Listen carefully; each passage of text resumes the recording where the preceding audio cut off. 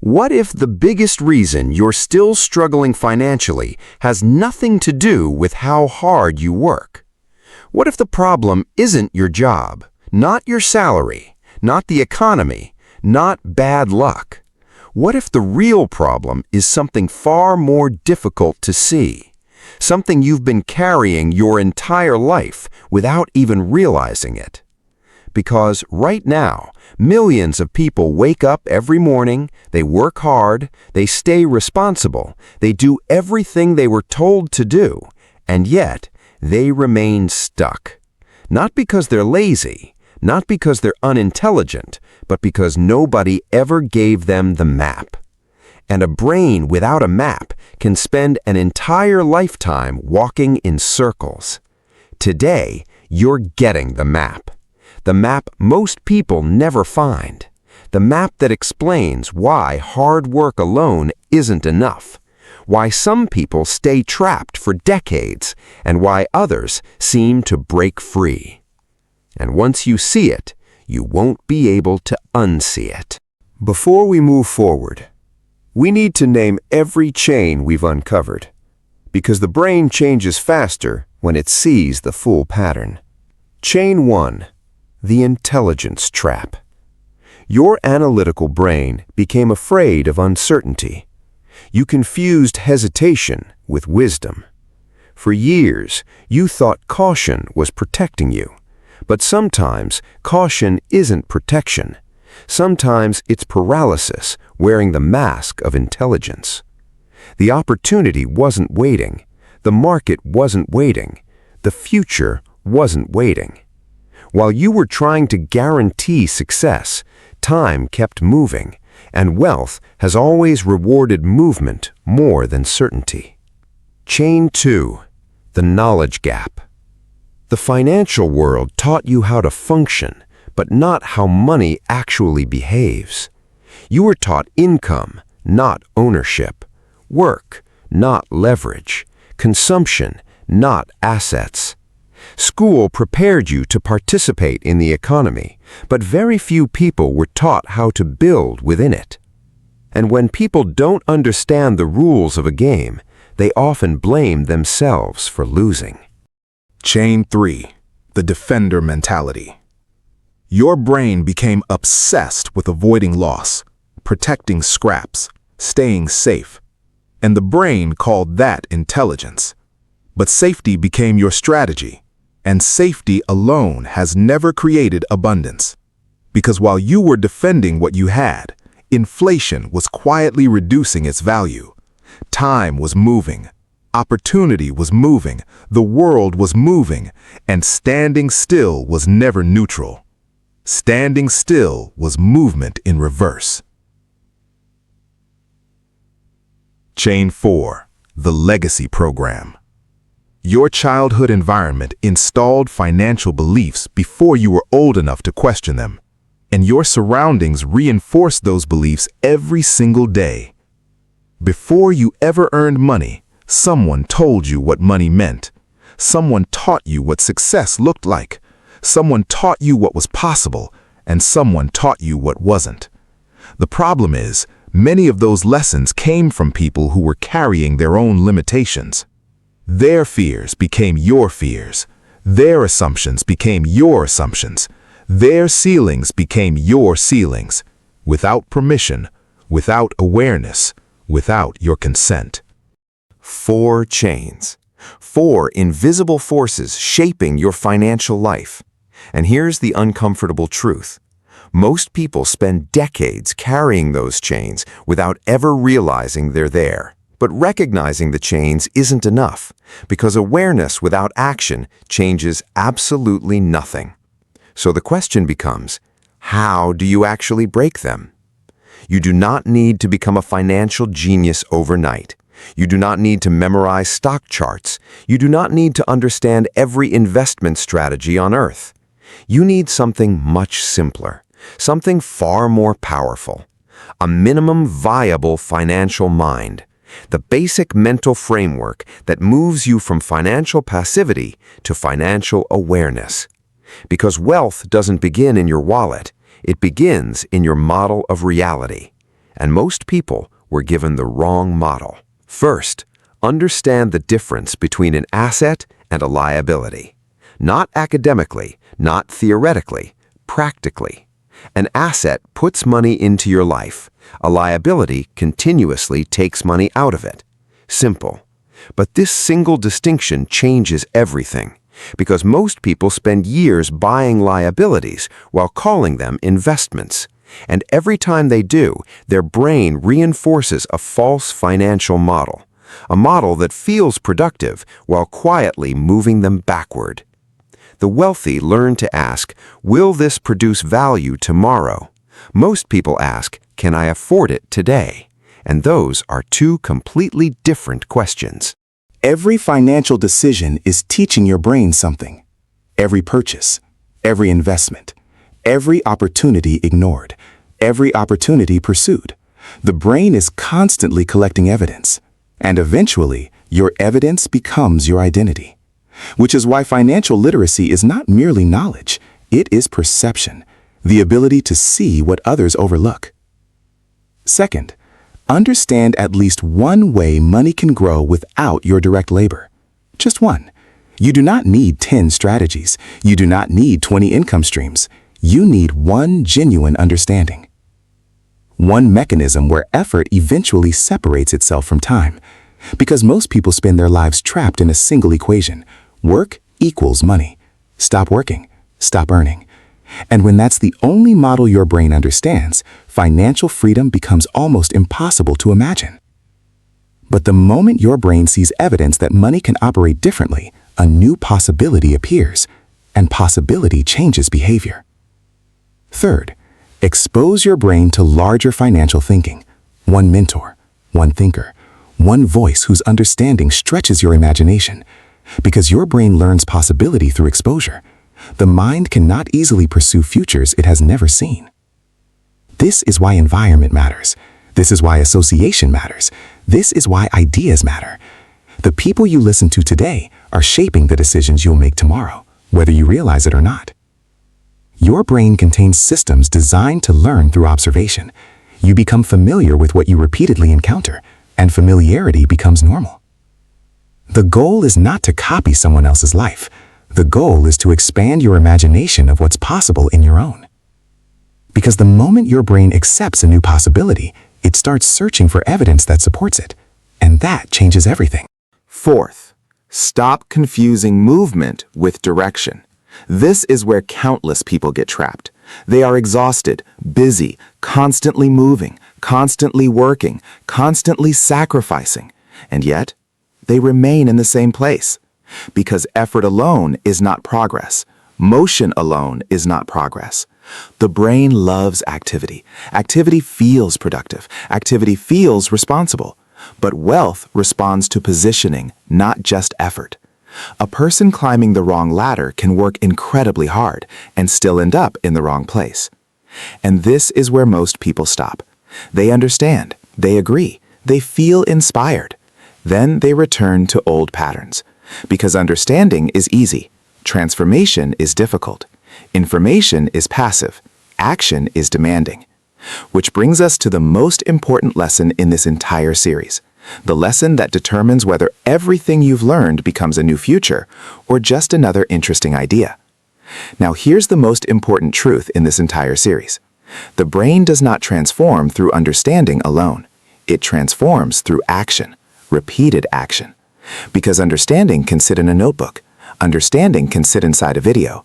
Understanding can sit inside a conversation. But action? Action changes reality. And reality is what teaches the brain. For years, you may have believed that the breakthrough would come from learning one more thing, reading one more book, watching one more video, waiting for one more sign. But the brain doesn't rewire itself through preparation alone. At some point, preparation becomes procrastination, and knowledge becomes a hiding place. The moment eventually arrives when learning must become movement, and for many people, that moment is now. Because every major transformation begins with a decision. Not a giant decision, not a perfect decision, a real decision. The decision to move before certainty arrives. The decision to act before fear disappears. the decision to stop waiting for permission. Most people think confidence comes first, then action. But neuroscience suggests something very different. Action often comes first, and confidence follows. The brain gains confidence from evidence, not imagination, not hope. Evidence. And evidence is created through experience. Neuroscientists call this Hebbian learning. A simple principle. Neurons that fire together, wire together. The more a behavior is repeated, the stronger the pathway becomes. The more a pathway is used, the more automatic it feels. This is how habits form. This is how identities form. And this is why change initially feels uncomfortable. Because your old pathways are familiar. Your old behaviors are efficient. Your old identity feels safe, even when it isn't serving you. The brain prefers the familiar, not necessarily the beneficial. And that's why growth often feels unnatural in the beginning. You're not just changing behavior, you're building a new operating system. Your first move does not need to be massive. It needs to be real. A real action. A real commitment. Something tangible. Something measurable. Something your nervous system can point to and say, that happened. Because once the brain sees evidence, everything changes. Maybe your first move is opening an investment account. Maybe it's finally learning the difference between assets and liabilities. Maybe it's reading a financial literacy book from beginning to end. Not starting it, finishing it. Maybe it's researching a business idea you've been postponing for years. Maybe it's having the difficult conversation you've been avoiding. Maybe it's creating something instead of endlessly consuming.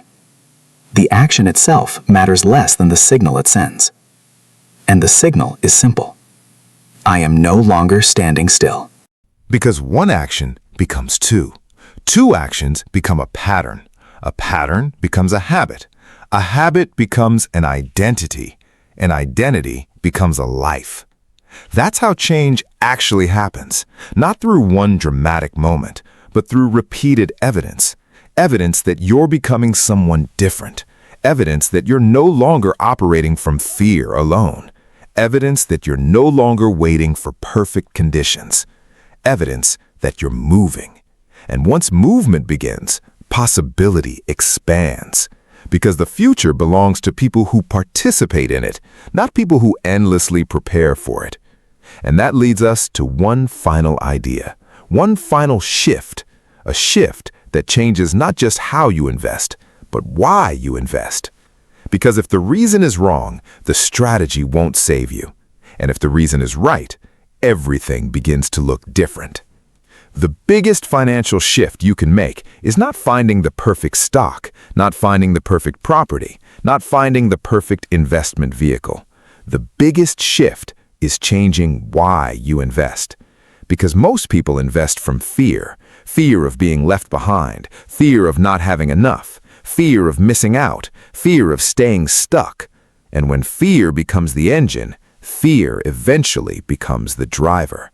Fear enters too late. Fear exits too early. Fear chases trends. Fear panics. Fear reacts. Fear survives. But fear rarely builds. And this matters more than people realize. Because your brain behaves differently depending on what is motivating it. A brain operating from fear becomes obsessed with protection. A brain operating from belief becomes focused on creation. One asks, what if I lose? The other asks, what can I build? One sees danger. The other sees possibility. One contracts. The other expands. And those differences shape every financial decision that follows. Real investment is belief made visible. When you invest in a business, you are saying, I believe this can create value. When you invest in innovation, you are saying, I believe this idea deserves to exist. When you invest in a solution, you are saying, I believe this problem can be solved. The money that returns is important, but it is not the entire story. Because before money returns, value must be created. And value is where wealth begins. Not in the bank, not in the market, not on a screen, in value. Think about it. Every great company began as an idea. Every breakthrough began as a possibility. Every innovation began as a belief. Someone looked at a future that did not yet exist and decided to invest energy into creating it. That's the pattern. Creation before reward. Value before wealth. Contribution before return. The world rewards value creation, and money often follows that value, not the other way around. The people who build lasting wealth understand something deeply. Money is attracted to value, not activity, not appearances, not busyness, value. Solve meaningful problems, create useful things, improve lives, build systems, and money often arrives as a consequence, because wealth is frequently the byproduct of value delivered at scale. The focus should not be, how do I get money? The focus should be, how do I create value? And that single shift changes everything. Your conditioning is powerful, but it is not permanent. Your environment shaped you, but it does not own you. Your past influenced you, but it does not get the final vote. Because the brain can change, the mind can adapt, and every new action becomes evidence that a new future is possible. The question was never, can I change? The question was always, will I move? Because years from now, your life will not be determined by what you understood. It will be determined by what you acted on. Not awareness, not intention, not potential, action. So here's the challenge. Before this day ends, make one move, one real move, one action your future self will thank you for. Question one belief, learn one concept, start one project, read one chapter, open one door, take one step. Because the people who transform their lives rarely begin with giant leaps. They begin with decisions. Small decisions, repeated consistently until a different identity emerges. You were not born knowing how money works. You were not born understanding leverage, assets, investment, wealth. You learned what you were exposed to. And if those lessons can be learned, new lessons can be learned too. New patterns can be built. New beliefs can be installed. New futures can be created. But none of it begins with knowledge alone. It begins with movement. So, move. You've been watching The Neuro-Human Systems, where we don't just talk about success, we explore the psychology, neuroscience, and hidden systems that shape human behavior. Because success is not just about what you do, it's about who your mind allows you to become. If this series changed the way you think about money, behavior, and possibility, share it with someone who's still searching for the map. And remember, the most generous thing you can do with knowledge is refuse to be the last person who receives it. Until next time, keep questioning, keep learning, and keep rewiring.